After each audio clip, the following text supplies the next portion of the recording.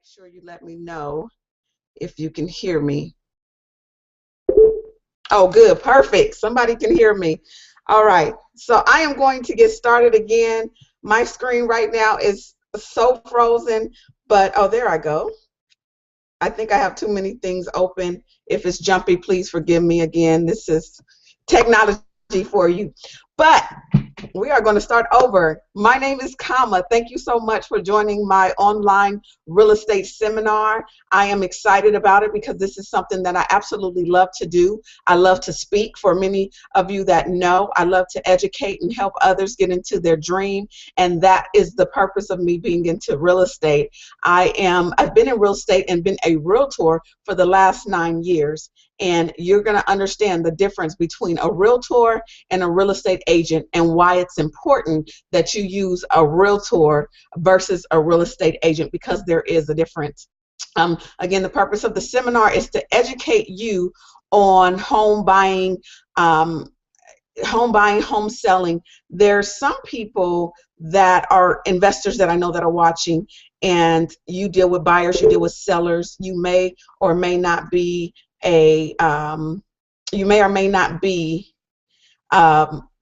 real estate, I'm sorry, as an agent, but you want to know maybe what's going on in our world. How do buyers work if you're working with an investor that buys and flips? So hopefully I'll be able to answer all questions. Let me turn on my Q&A as well to make sure that if you have any questions at all, make sure that you ask questions during this seminar. I love for this to be interactive, so just give it a minute. It's disabling. I'm moving and talking at the same time. I multitask all the time, so get used to it. Okay, my background as a realtor, I came into the real estate market when the market was actually slowing down from when everyone was buying like crazy, when they had the stated incomes. And if you worked at McDonald's, as long as you say you were a supervisor, you can say you made $70,000 a year. The only thing that they would do, you can give them anybody's telephone number, tell them to answer the phone and say, "This is McDonald's, how may I help you?" And all they do is say, "Does such and such work there? Yes or no?" Yes, that's it. That's how they verified your information. So they took advantage of that, and that cost so many people to actually use. I'm sorry, I just got a question, and I will answer that shortly. I have so many people that that's lost out on property because they said that they worked at a place for, making so much money a year. And it wasn't my clients. I just know of people. I made sure my clients didn't do that. But anyway, they ended up losing the property. So now we are in a real estate market that is changing rapidly. When I say rapidly, it went from having, I don't know how many properties on the online, on the internet or on our MLS system that are for sale, to having not enough buyers. Now we have plenty of buyers. The sellers are coming out more, so people are wondering, how do I buy? What do I do about selling? How can I check to see how much my house is worth? So this will be some things that will be covered within the seminar. Today, as we speak, prices are definitely high. I'm working with someone right now, and they bought their property in 2010 for $130,000, and it's going to be listed for about $230,000. This client is going to make about $100,000 on this property in 4 years. Only 4 years. So it shows that the market has changed. Buyers are coming to me saying, I want to buy a house, but I'm not ready. What do I need to do to get ready? For me, it's very important. Preparation is key. I don't care if you're looking for a property today, tomorrow, in the next couple of years. Get prepared now, because you don't want to wait till that last moment and you go run your credit and you find out that something is on there. So this is a great start to find out, how do I get started? To my buyers out there that are looking for property, I want you to make sure that you do a couple of things. First of all, if you're not looking to purchase today, or when I say today, meaning at this present time. Please, please make sure that you are able to speak to a loan officer. It is important to speak to a loan officer because you want to make sure that your credit is up to par. You may think right now you have great credit and you know you'll be okay, but you'll be surprised what happens these days with fraud and all types of things that go on. You don't know exactly what's on your credit unless you are checking your credit pretty often. I may have buyers, this happens to me probably more than anything. I just can't afford it. My credit is bad. I know it's horrible. Well, I had a client that just told me this a couple of weeks ago. Oh, I know I have bad credit.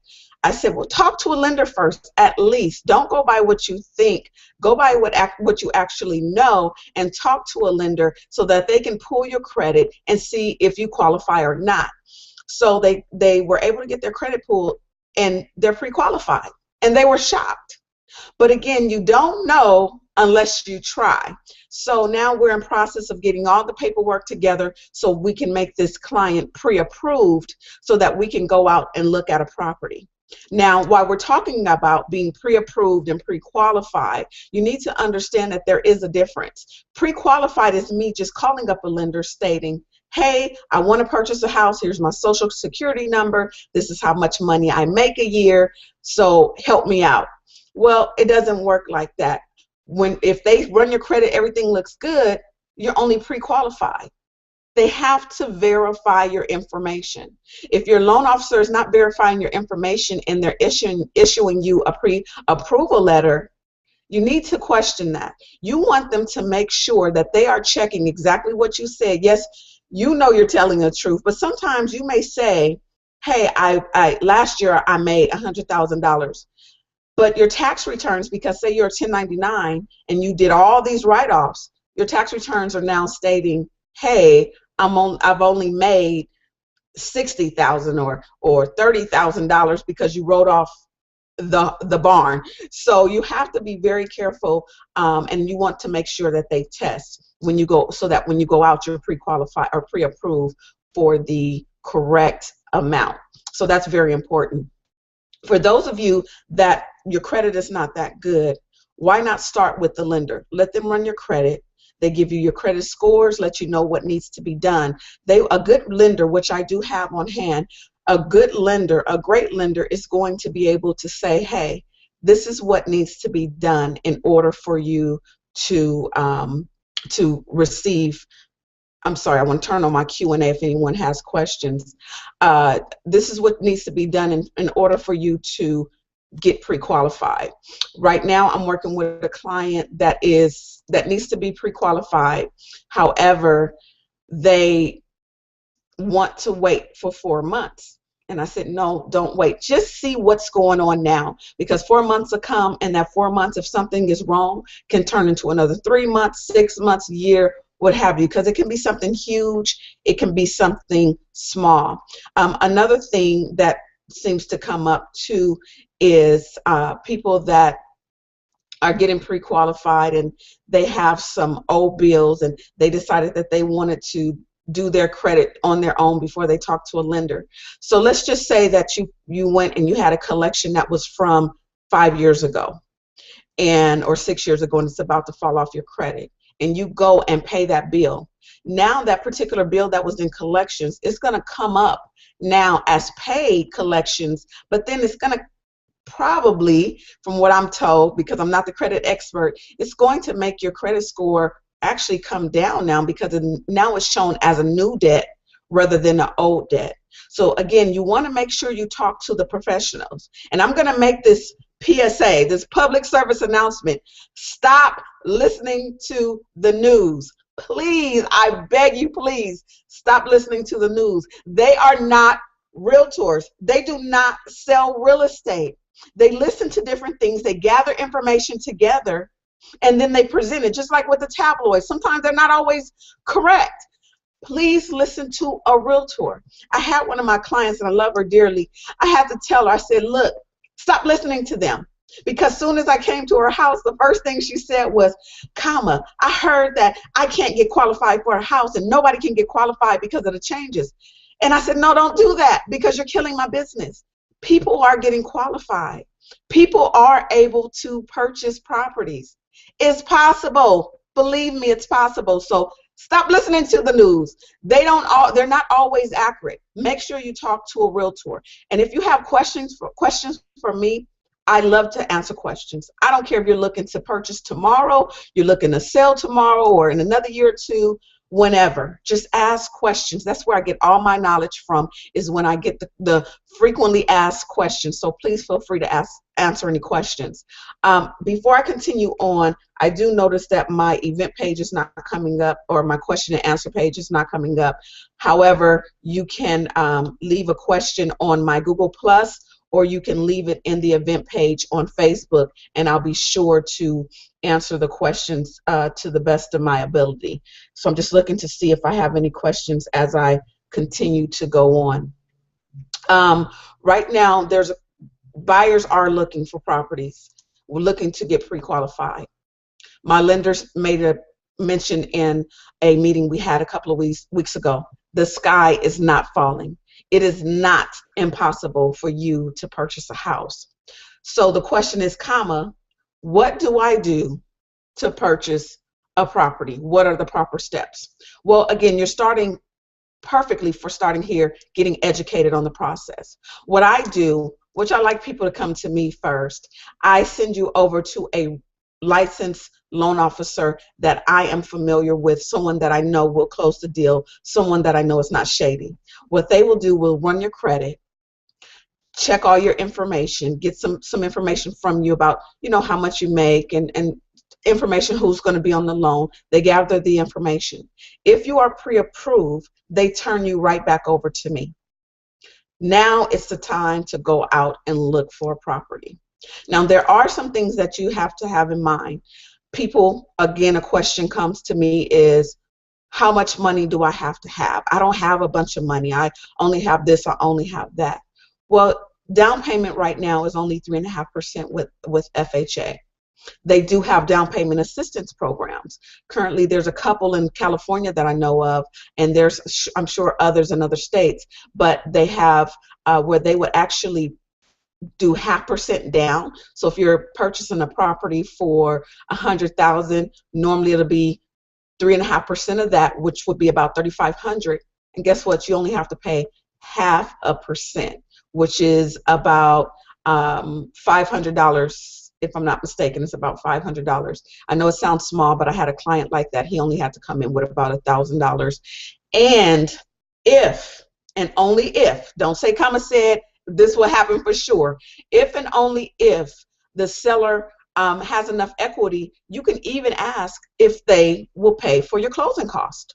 So there are some sellers out there that may be considering purchasing their property, selling their property. Take in consideration if you want to help a buyer with closing costs. If that's something you're able to do, do it.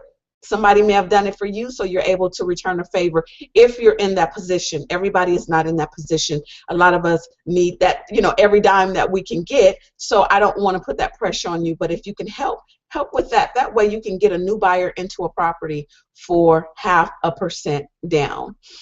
Check your local city and your county to find out what kind of down payment assistance programs that they have. Some have programs where they'll give you up to 20%, like such as my city. They'll give you up to 20% of your the property appraised value, or loan amount rather, to put down on the property. But you still have to come in with something, because that is what got us into the situation we're in, or we're just getting out of. People did not have an obligation. When they didn't have to put down any money, you had these loans that were 80-20 loans, where you were able to get a first for 80% and a second for 20%, and you didn't have to come out your pocket because the sellers were paying the closing costs. So there was no financial investment. Today, they want you to have a financial investment. So if you're pre-approved for property that's $300,000, you're looking at can't do the math right off the top of my head. You're looking at $300,000 with 3% down. You're looking at about, about $10,000 and some change down. If you have a 401k, Check that out, because sometimes, not all, but sometimes, depending on your 401k, you may be able to pull from that tax-free. But check with the 401k, check with your tax person. I am not a tax person. I'm not a CPA. Check with your tax person. I don't want to give out false information. And if I'm wrong, that's why I'm stating that. So make sure you check with the proper people. Down payment is important, and earnest money deposit is important. How much is your earnest money deposit? Set by California law, there is no stated amount, but we normally pay here about $1,000, and that money goes towards your down payment, your closing costs. So it's something. So make sure you have that earnest money deposit prepared to go out and write offers on properties. So while you're all that's prepared, you have your pre-qualification letter, you have your earnest money deposit. What it is, it's a check or money order. You can write it out to escrow. We hold it in our offices as under a trust. It is not cashed until you physically go into escrow and you give the okay to go ahead and send that money into escrow. We cannot cash that check beforehand. So you do not give cash for earnest money deposit when you're purchasing your property. So just a note on that. Now, at this point, everything is done. You go out, you search for properties. How easy is it to find a property? Well, for you sellers, this is where it's coming in at. Your properties now have gone up. Property values, people are having, $50,000, $60,000 more, $50,000, $60,000 they're able to walk out with. Home prices in my area has gone up over 20% in the last probably 6 months in my area because of the real estate market and the demand. So when you're listing your property, you have sometimes multiple offers on the property that people are sometimes even making offers over the asking price.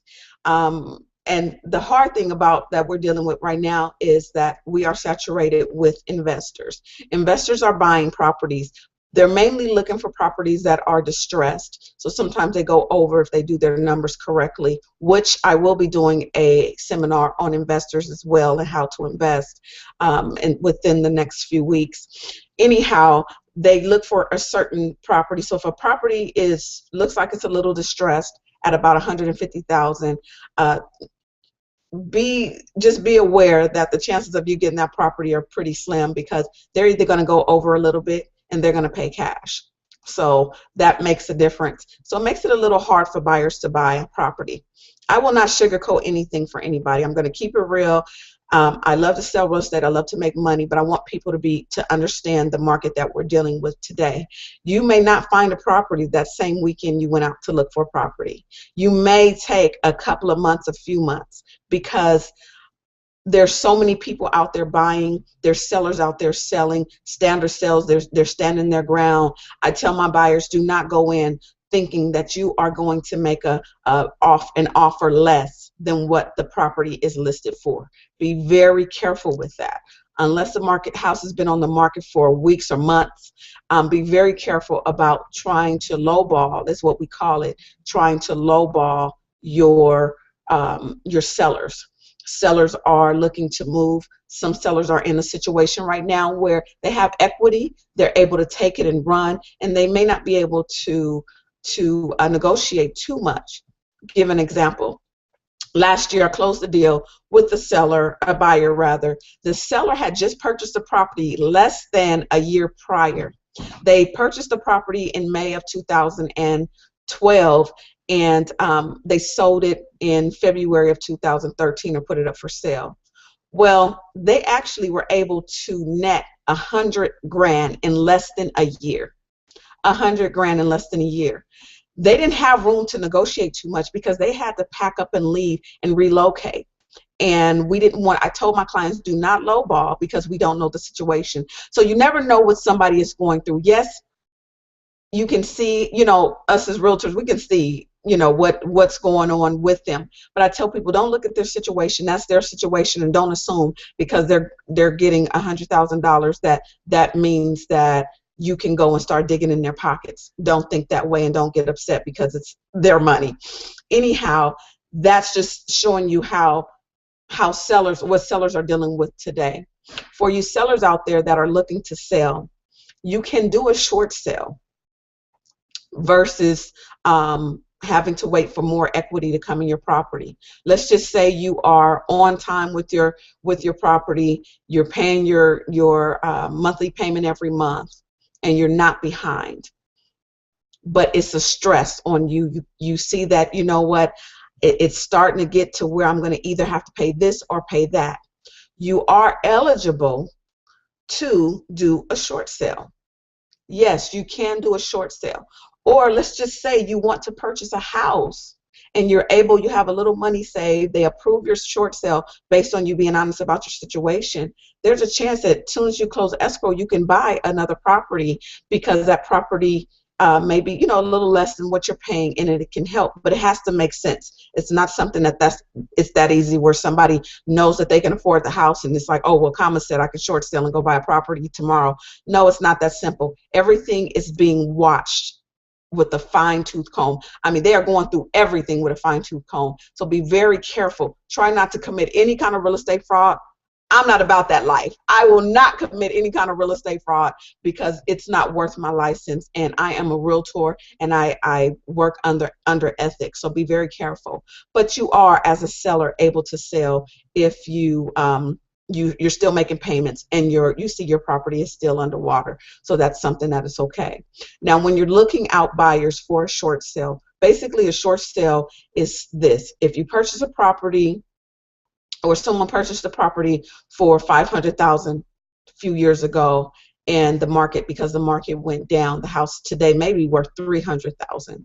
Well, what they're doing is asking the bank, hey, bank, do you mind taking a $200,000 cut from my loan so that I can walk away? I can't afford this property.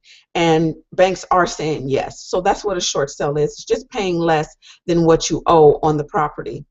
Foreclosures are just when a property is foreclosed on. The bank says, hey, you didn't fill your obligation, you didn't you didn't sell your property in a short sale, so we're going to take your property. What they do is they take their property, the property goes back to the bank. There's no difference between a foreclosed property and an REO. REO stands for real estate owned. Real estate owned. So that basically says the property is owned by the bank, or it went back to the bank. So when you see those terms, at least you know you're a little familiar with the terms. HUD homes. HUD homes are basically FHA foreclosed homes. HUD homes, foreclosures, short sales versus a standard sale, prices are still the same. Years ago, in the 90s, I believe, I was still in high school, but in the 90s, I believe, then you can get a foreclosure or get a HUD for cheaper than a standard sale. Well, not so. Everything is the same. So don't think, I've had people say, yes, I want a foreclosure. So don't think that if you get a foreclosure or bank-owned property or HUD, that it's going to be different than a standard sale. Again, the prices are the same. The banks want their money. You know, if they took a $200,000 cut, they want the property at market value. Now, back to my buyers. Once you get into a home, you see a home, we write an offer, your offer gets accepted, you go into escrow. Now, how long is escrow? It depends. You can go conventional and put 20% down. You're looking at maybe 30 days, maybe, I'll just say 30 to 40 days, because, and maybe even less. And the only reason I say that is because there has been some changes, some guidelines. My lenders are telling me that it's about the same. So just in case, so you don't, I don't want to tell you 30 days and then you close in 32 days and you said, said 30 days. I always like to cover my tracks. If you're going FHA or VA, you're looking at probably about 45 days or so, 45 to 60 days to close on the loan. But you have to cooperate. Please, buyers, cooperate with your lenders. If they're asking for paperwork, give it to them. Don't wait a couple of days, because guess what? That pushes your file back if you're not giving them the information up front. So make sure you're giving the information up front. During this process, the seller says, we accept your property, you're in escrow, what's next? Escrow is a waiting period. At this point, if you're paying or if you're getting financed on the property, what's happening during your escrow period, you're doing your inspections. You have a certain time, I'm sure each state varies, but standard on our in California is about 17 days to do your inspections. That includes your home inspection. What is a home inspection? Your home inspection is when you go in and you hire someone that you do have to pay out your pocket. And I know home inspectors, if you need one, a home inspector, what they do is they'll check the property thoroughly. When I say thoroughly, from top to bottom, they're going into your crawl spaces. They are checking the pipes. They are checking the things that you don't see up front. It is very good for you to have. With this home inspection, you're able to go to the seller and say, hey, seller, you have a major leak. Can you fix it? The seller can say, no, I won't fix the property. However, I'll give a credit, or they can say, you know what, I'm not going to do anything, buy the house as is, or I'll just take the property back. So they don't have to do anything, but it's good for you to have for future. Then you'll have your appraisal. The appraisal is just what it is. They'll appraise the property, make sure the house is worth what the contract states that it's worth.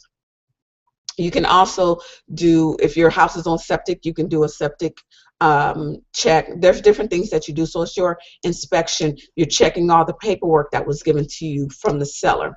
During this time, while you're doing that, the lender, what they're doing is going through all your paperwork, and they are making sure that everything matches. They have your tax returns. They have your W-2s. They have everything they're asking for. However, now they have to make sure that they go and check with your to verify your bank, what's in your bank. Make sure the money is still there. Make sure that you're still working where you're working. And it's important for sellers to know this as well, because although you may have went through the process, you may have not been educated, or when you know, it's one of those things where now you're on the other side. It's like, okay, it's foreign to you, you know, because you forgot how to be a buyer because it may have been a while ago. But this is what's going on in escrow, making sure that everything works together so you can have a successful close. Does things happen in escrow? Yes. A lot of things happen in escrow. Appraisal may not come in. What happens if the appraisal does not come in at the asking price? Well, you have two options.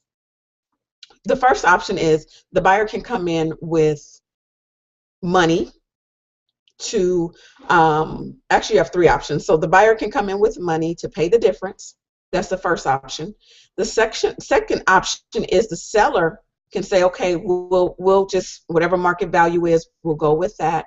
Or the final, which we hope doesn't happen, is that the escrow can be canceled due to the appraisal not coming in as stated on the contract. So that's something that can happen. So there's a lot that goes on within escrow, and I won't get into too much detail. What I will do is do a video for those that are interested on the actual process, step by step of what goes on. It'll be the life of a real estate transaction on the buyer side, and same thing for a seller. Now, once you close escrow, you're able to get your keys and you are able to go. So that is the process when it comes to purchasing a property. But it's important that you understand how to go about purchasing a property, what it entails. Is it an easy process? For some, yes. I've had some great clients. All my clients are great, but I've had some great escrows, I would say, that we were able to get pre-approved. They followed my directions and we were able to close. And I've had some where they didn't follow my directions. They did things how they wanted to do it and things didn't work out, or it was just more of a struggle. But it's important that you listen to the realtors. For my sellers, for those that are looking to sell your property, or you're just thinking about it, just get your house, just get a estimated value check to find out how much your house is worth. Talk to a realtor. Again, you can talk to me. I know many realtors in different states, literally from here all the way to New York. I know people all over the place that can actually help you. So if you need help with that, let me know. Please don't rely on Zillow. I mean, I like Zillow for what they have. I do go to Zillow for some things, but don't rely on Zillow and Trulia. And I'm not being mean towards them or putting them down, but sometimes their information is not accurate. And if you go to their frequently asked questions, they will let you know that it's not as accurate. It's always good, again, to talk to those that are working this. This is behind the scene people that are putting things together to put it out there for you. But it's nothing like having a realtor check your information and making sure that it is correct. Now, earlier I talked about the difference between a realtor and the difference between a real estate agent. A real estate agent, you don't pay any dues. You don't pay towards the California Association of Realtors or the National Association of Realtors, nor do you pay for, sometimes you don't even pay for your MLS. Some do, but you're not paying saying, look, I will be ethical. When you're a realtor, we pay dues each year to hold a standard saying that I will do everything that I'm supposed to do and be ethical and moral about what I do. We take our status as pride. This is something that I pride myself on. I can say I'm a realtor. I'm going to give you an example. There was a real estate agent that came to me in my office when I was the assistant manager and showed me a contract for someone that is not a realtor. There's somebody that kind of sells real estate just when they feel like it. And when I looked at the contract, I was almost embarrassed that someone that was in real estate for as many years, longer than the 9 years I've been in real estate, to write up a contract for their client. They were representing their client. And it bothered me. I almost wanted to call the person, but I couldn't, and say, hey, you need to really look at your contract. Well, this contract almost cost his buyer the property. The buyer ended up working everything out, but the buyer left that real estate agent and used someone else. So the buyer ended up getting the property or working with the property when that particular agent lost out because they did such a poor job on that contract. So be very careful. It's good to make sure you invest into somebody, not invest in, or use somebody with value, somebody that takes their business serious. I take real estate very, very seriously. This is what I do. This is a huge purchase that people are making, one of the biggest investments that somebody would ever make in their lives. So make sure when you're dealing with someone, you check their statuses and you make sure that they are doing things up to par. I do have a question that was given to me online. The first question is, let's see, did they take it down? I think here it is. Does your personality include when negotiating with people? I'm not clear on what you are stating. So if you can be a little more clear, I don't mind answering that question. Let's see. Here's another question. My friend is going to rent in an apartment and the rent is half his money. Should he go for it or earn more? If your friend is going to rent an apartment out, I would say go for whatever the market value is. Now, if your friend is trying to purchase a property and, is renting out his property, his apartment that he purchased, and the market value for that rent is only costing for, let's just say, $800, but he has to pay a monthly fee of $1,600. He has to go by monthly rent, because if he goes over or even goes to the $1,600, he's not going to be able to purchase. He's not going to be able to make have somebody rent the property. So no, that's not a great idea. I would not. Only if he can afford it. Go with the $800, move back in it if he doesn't own a property, but $1,600, nobody's going to rent the property. So you got to be very, very careful and make sure that you are working with somebody that knows that the market value is not costing for that. Let me see if I can get my questions and answers up on here. No, it didn't work. If you have any questions before I end, I hope I was able to answer questions and you're on my Facebook page. Please make sure that you answer. I'm on Facebook right now. That's why I'm not looking directly at you. I'm on Facebook right now checking to see if I have any questions. If you do, please, again, ask the questions before I leave. If not, you can always email me at forsalebykama@gmail.com. That's forsalebykama@gmail.com. So make sure that you do that. I believe that's about it. I wanted to make sure that I do this for people that are looking to purchase a property. I don't see any more questions. I'm kind of stalling right now, but I don't see any more questions as of today. As of right now, I am on my event page. So to my people that are watching via Facebook, please feel free to ask questions. I love questions. If not, this will be broadcast via YouTube. You can watch this live. You can send it out to other people. Please feel free to send people this this video to watch about how to purchase a property, how to sell a property. I didn't get so much into how to sell a property, but what sellers should expect from buyers when they are purchasing properties. Please, again, I like questions. I love questions. Please ask. For me, for real estate, there's no dumb question. I didn't know what an interest rate was when I first began in real estate. That was so foreign to me. Couldn't understand it. I started off with a loan officer rather, and I didn't understand it. Now I understand, but again, we don't know. This is not our profession. I don't expect you to know what I know. Okay, well, with that said, thank you so much for tuning in.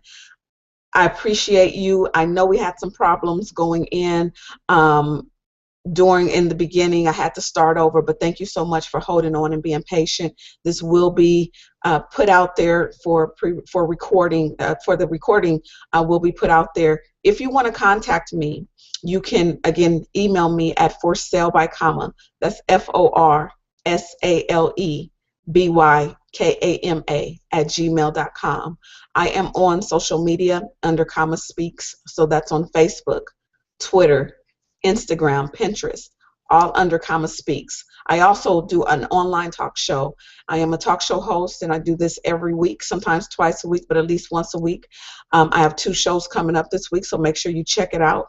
Go to my website page, which is Kama Speaks. You'll be able to find out more information, or you can email me at info@kamaspeaks.com.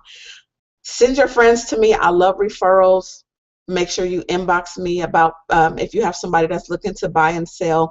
If they have questions, send them my way. I will have more videos that are coming up, and then I'll have another seminar coming up with some investors that I'm going to have online. So if you're an investor and you're watching this and you want to be a part of this, please let me know. I would love to do a seminar with you so we can educate our people out there that are watching in regards to the real estate market and how they can actually get involved in real estate with zero money out of their pocket.